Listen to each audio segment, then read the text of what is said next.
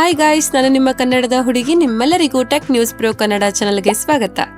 ಇವತ್ತಿನ ಟೆಕ್ ಸುದ್ದಿನ ಶುರು ಮಾಡೋಕ್ಕೂ ಮುಂಚೆ ನೀವೇನಾದ್ರೂ ಫಸ್ಟ್ ಟೈಮ್ ನಮ್ಮ ಚಾನಲ್ಗೆ ಬಂದಿದ್ರೆ ನಮ್ಮ ಚಾನಲ್ಗೆ ಸಬ್ಸ್ಕ್ರೈಬ್ ಆಗಿ ನನಗೆ ಸಪೋರ್ಟ್ ಮಾಡಿ. ನಾನು ಸಹ ಅನ್ಬಾಕ್ಸಿಂಗ್ ವಿಡಿಯೋಸ್ ಹಾಗೆ ಬೇರೆ ಬೇರೆ ಟೆಕ್ ವಿಡಿಯೋಸ್ನ ಮಾಡ್ತೀನಿ. ಸಪೋರ್ಟ್ ಮಾಡ್ತೀರಾ ಅಲ್ವಾ? ವಿವೋ ಕಡೆಯಿಂದ ಒಂದು ಸಬ್ ಬ್ರ್ಯಾಂಡ್ ಬರ್ತಾ ಇದೆ. ನಾನು ಐಕ್ಯೂ ಬಗ್ಗೆ ಮಾತಾಡ್ತಾ ಇಲ್ಲ, ಹೊಸ ಸಬ್ ಬ್ರ್ಯಾಂಡ್ ಬರ್ತಾ ಇದೆ. ಅದರ ಹೆಸರು ಜೋವಿ. ಇದು ವಿವೋನ ಸಬ್ ಬ್ರ್ಯಾಂಡ್ ಆಗಲಿದೆ. ಇದು ನೆಕ್ಸ್ಟ್ ಇಯರ್ ಅಂತಂದ್ರೆ 2025ರಲ್ಲಿ ಬರುತ್ತೆ. ಇದರಲ್ಲೂ 2 ಫೋನ್ಸ್ಗಳು ಜಾನ್ವರಿಯಲ್ಲಿ ಬರಬಹುದು. ಜೋವಿ V50 ಹಾಗೂ Jovi V50 life. Vivo ಫೋನ್ಸ್ಗಳು main ಆಗಿ ಕ್ಯಾಮೆರಾ ಹಾಗೆ ಡಿಸೈನ್ ನ ಟಾರ್ಗೆಟ್ ಮಾಡುತ್ತೆ. ಹಾಗೆ ಐಕ್ಯೂ ಫೋನ್ಸ್ಗಳು ಬೆಸ್ಟ್ ಪರ್ಫಾರ್ಮೆನ್ಸ್ ಹಾಗೆ ಗೇಮಿಂಗ್ ನ ಟಾರ್ಗೆಟ್ ಮಾಡುತ್ತೆ. ಈಗ ಜೋವಿ ಸಬ್ ಬ್ರ್ಯಾಂಡ್ ಬಂದ್ರೆ ಯಾವ ತರ ಫೋನ್ಸ್ ನ ಲಾಂಚ್ ಮಾಡುತ್ತೆ ಹಾಗೆ ಯಾವ ಕ್ಯಾಟಗರಿನ ಜಾಸ್ತಿ ಟಾರ್ಗೆಟ್ ಮಾಡುತ್ತೆ ಅಂತ ಗೊತ್ತಿಲ್ಲ.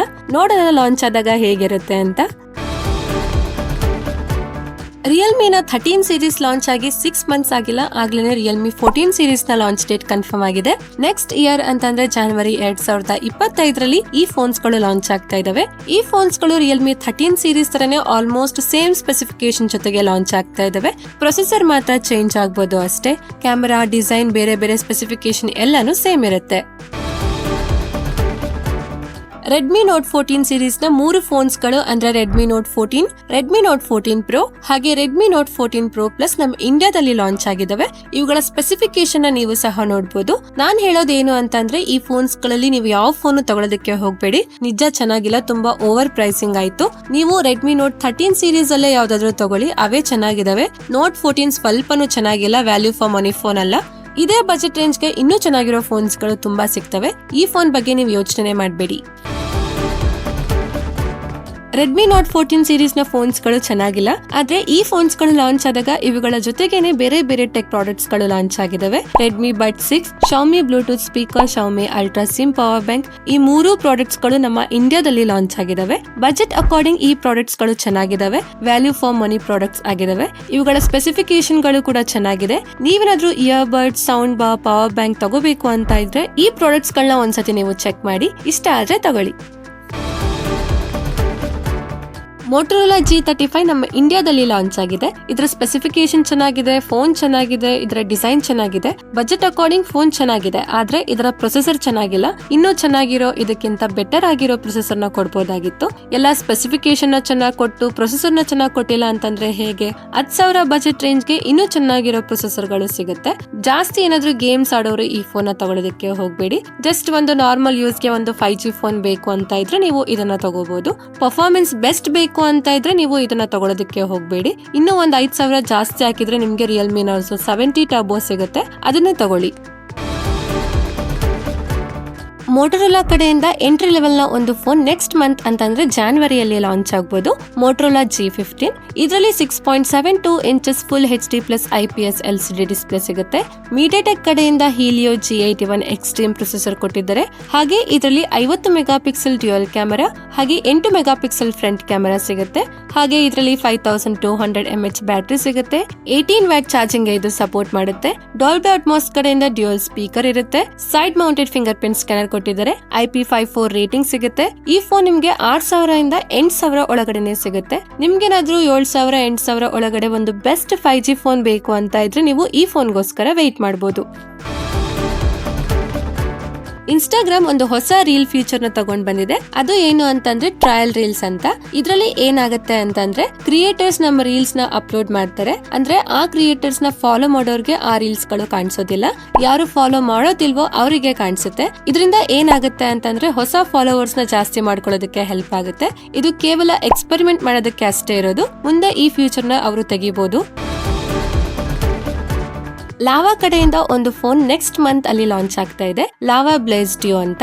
ಇದರಲ್ಲಿ 6.67 inches full HD plus curved AMOLED display ಸಿಗುತ್ತೆ. 120 Hz ರಿಫ್ರೆಶ್ ರೇಟ್ ಸಿಗುತ್ತೆ. ಇದರ back side 1.58 inches AMOLED secondary display ಸಿಗುತ್ತೆ. 64 ಮೆಗಾ ಪಿಕ್ಸೆಲ್ ಡ್ಯುಯಲ್ ಕ್ಯಾಮೆರಾ ಹಾಗೆ 16 ಮೆಗಾ ಪಿಕ್ಸೆಲ್ ಫ್ರಂಟ್ ಕ್ಯಾಮೆರಾ ಇದೆ. ಮೀಡಿಯಾಟೆಕ್ ಕಡೆಯಿಂದ ಡೈಮೆನ್ಸಿಟಿ 7025 ಪ್ರೊಸೆಸರ್ ಕೊಟ್ಟಿದ್ದಾರೆ. 5000 mAh ಬ್ಯಾಟರಿ ಸಿಗುತ್ತೆ. ಹಾಗೆ 33 ವ್ಯಾಟ್ ಫಾಸ್ಟ್ ಚಾರ್ಜಿಂಗ್ ಇದು ಸಪೋರ್ಟ್ ಮಾಡುತ್ತೆ. ಹಾಗೆ ಇದರಲ್ಲಿ ಇನ್ ಡಿಸ್ಪ್ಲೇ ಫಿಂಗರ್ ಪ್ರಿಂಟ್ ಸ್ಕ್ಯಾನರ್ ಕೊಟ್ಟಿದ್ದಾರೆ. ಇದರ ಸ್ಪೆಸಿಫಿಕೇಶನ್ ಗಳು ಚೆನ್ನಾಗಿದಾವೆ. ಸೆಕೆಂಡರಿ ಡಿಸ್ಪ್ಲೇ ಸಿಗುತ್ತೆ. ಇದರ ಲುಕ್ ಕೂಡ ಚೆನ್ನಾಗಿದೆ. ನೋಡೋಣ ಲಾಂಚ್ ಆದಾಗ ಹೇಗಿರುತ್ತೆ ಅಂತ. ಐಫೋನ್ 17 ಸೀರೀಸ್ ನ ಡಿಸೈನ್ ಚೇಂಜ್ ಆಗ್ತಾ ಇದೆ. ಹೌದು ನಿಜ, ನಂಬೋದಕ್ಕೆ ಸ್ವಲ್ಪ ಕಷ್ಟ ಆದ್ರೂ ನಂಬಲೇಬೇಕು, ಯಾಕಂದ್ರೆ ಕೆಲವು ಫೋಟೋಸ್ ಗಳು ಲೀಕ್ ಆಗಿದಾವೆ. ಐಫೋನ್ 17 ಫೋನ್ಸ್ ನ ಫ್ರೇಮ್ ಹಾಗೆ ಐಫೋನ್ 17 ಫೋನ್ಸ್ ನ ಡಮ್ಮಿ ಫೋಟೋಸ್ ಗಳು ಲೀಕ್ ಆಗಿದಾವೆ. ನೀವು ಸಹ ನೋಡಬಹುದು, ಯುನೀಕ್ ಡಿಸೈನ್ ಆಗಿದೆ, ಒಂಥರ ಡಿಫ್ರೆಂಟ್ ಆಗಿದೆ. ಐಫೋನ್ 17 ಸೀರೀಸ್ ಲಾಂಚ್ ಆಗೋದಕ್ಕೆ ಇನ್ನು 7 to 8 ಮಂತ್ಸ್ ಇದೆ. ನೋಡೋಣ ಲಾಂಚ್ ಆದಾಗ ಹೇಗಿರುತ್ತೆ ಅಂತ. ಡಿಸೈನ್ ಹೇಗಿದೆ ಅಂತ ನೀವು ಸಹ ಕಮೆಂಟ್ ಮಾಡಿ ಹೇಳಿ. ನಿಮಗೇನಾದ್ರೂ ಕಡಿಮೆ ಬಜೆಟ್ ರೇಂಜ್ ಅಲ್ಲಿ ಒಂದು ಬೆಸ್ಟ್ ಬ್ರ್ಯಾಂಡ್ ಕಡೆಯಿಂದ ಇಯರ್ಬಡ್ಸ್ ಬೇಕಾಗಿದ್ಯಾ? ಹಾಗಿದ್ರೆ ನಿಮ್ಗೆ ಈ ಪ್ರಾಡಕ್ಟ್ ಇಷ್ಟ ಆಗ್ಬೋದು. OnePlus ಕಡೆಯಿಂದ OnePlus Buds 3 ಈ ಇಯರ್ಬಡ್ಸ್ ನಿಮ್ಗೆ ಕಡಿಮೆ ಬಜೆಟ್ ಅಲ್ಲಿ ಅಮೆಜಾನ್ ಅಲ್ಲಿ ಸಿಗ್ತಾ ಇದೆ. ಇದರಲ್ಲಿ ಡ್ಯುಯಲ್ ಡೈನಮಿಕ್ ಡ್ರೈವರ್ಸ್ ಇದೆ, 94 ms ಲೋ ಲೇಟೆನ್ಸಿ ಸಿಗುತ್ತೆ. ಇದು ಗೇಮ್ಸ್ ನ ಆಡುವಾಗ ಸ್ಮೂತ್ ಸೌಂಡ್ ಎಕ್ಸ್ಪೀರಿಯನ್ಸ್ ಸಿಗುತ್ತೆ, ವಾಲ್ಯೂಮ್ ಟಚ್ ಕಂಟ್ರೋಲ್ ಸಿಗುತ್ತೆ, ನಾಯ್ಸ್ ಕ್ಯಾನ್ಸಲೇಷನ್ ಸಿಗುತ್ತೆ, IP55 water and dust resistant ಇದೆ. ಇದನ್ನ ಒಂದ್ಸತಿ ಫುಲ್ ಚಾರ್ಜ್ ಮಾಡಿದ್ರೆ 3 days ವರೆಗೂ ಆರಾಮಾಗಿ ಯೂಸ್ ಮಾಡಬಹುದು. ಹಾಗೆ 1 ವರ್ಷ ವಾರಂಟಿ ಸಿಗುತ್ತೆ ಈ ಇಯರ್ಬಡ್ಸ್ ಗೆ. ಈ ಇಯರ್ಬಡ್ಸ್ ನಿಮ್ಗೆ ಅಮೆಜಾನ್ ಅಲ್ಲಿ 4599 ಸಿಗುತ್ತೆ. ಹಾಗೆ ನಿಮ್ಮ ಹತ್ರ ಏನಾದ್ರೂ ಕ್ರೆಡಿಟ್ ಕಾರ್ಡ್ ಇತ್ತು ಅಂತ ಅಂದ್ರೆ 1000 ಡಿಸ್ಕೌಂಟ್ ಕೂಡ ಸಿಗುತ್ತೆ. ಮಾಫಿಯಾದ ಓಲ್ಡ್ ಕಂಟ್ರಿ ಅಂತ ಗೇಮ್ ಜಾನ್ವರಿ 2025 ಲಾಂಚ್ ಆಗ್ತಾ ಇದೆ. ಈ ಗೇಮ್ ಬಗ್ಗೆ ಜಾಸ್ತಿ ಜನಕ್ಕೆ ಗೊತ್ತಿಲ್ಲ ಅಂತ ಅನ್ಕೊಂತೀನಿ. ಇದು ಒಂದು ಆಕ್ಷನ್ ಅಡ್ವೆಂಚರ್ ಗೇಮ್ ಆಗಿದೆ. ಈ ಗೇಮ್ ನ ಆಡೋದಕ್ಕೆ ತುಂಬಾ ಜನ ವೆಯ್ಟ್ ಮಾಡ್ತಾ ಇದಾರೆ. ಮೊದಲು ಮಾಫಿಯಾ 1 ಮಾಫಿಯಾ 2 ಬಂದಾಗ ನಾನು ಸಹ ಆಡ್ತಿದ್ದೆ, ತುಂಬಾ ಎಂಜಾಯ್ ಮಾಡಿದೆ. ಗೇಮ್ ಅಷ್ಟು ಚೆನ್ನಾಗಿತ್ತು. ಈಗ ಈ ಗೇಮ್ ಬರ್ತಾ ಇದೆ, ನೋಡೋಣ ಈ ಗೇಮ್ ಲಾಂಚ್ ಆದಾಗ ಹೇಗಿರುತ್ತೆ ಅಂತ. ಹಾಗೆ ಈ ಗೇಮ್ ನ PC ಅಲ್ಲೇ ಆಡಬೇಕು, ಫೋನ್ಗೆ ಸಪೋರ್ಟ್ ಆಗೋದಿಲ್ಲ. ಆಕ್ಟೋಪಸ್ ಗಳಿಗೆ 3 ಹೃದಯ ಇರುತ್ತೆ, ಹಾಗೆ ಇವುಗಳ ರಕ್ತವು ನೀಲಿ ಬಣ್ಣದಾಗಿರುತ್ತೆ. ಹೌದು ನಿಜ, ಆಕ್ಟೋಪಸ್ ಗೆ 3 ಹಾರ್ಟ್ಸ್ ಇರುತ್ತೆ.